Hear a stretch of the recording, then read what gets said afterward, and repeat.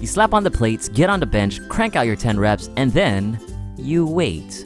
And sometimes you're sitting there thinking, how long am I supposed to wait for until I start my next set? Now, some of you might have heard that you need to rest about 1 minute if you want to build muscle and 3 minutes for getting stronger. But now there's a new study that challenges this belief. Fitness expert Brad Schoenfeld, also known as the hypertrophy specialist for his extensive work in muscle growth research, tackled this exact question with his colleagues with a new study from the Journal of Strength and Conditioning Research. They took 23 well-trained male participants, paired them based on similar strength levels, and split them into 2 random groups. Each participant performed 7 common resistance training exercises for 3 sets of 8 to 12 reps for 8 weeks, 3 times a week. The only difference is one group rests 1 minute in between sets and the other group rests 3.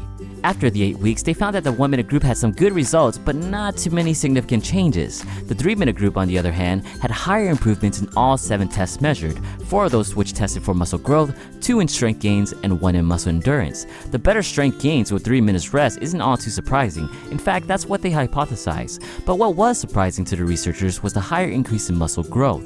So why is this the case? Why is resting more better than resting less, especially when the long-held belief was that the less rest was better for muscle growth?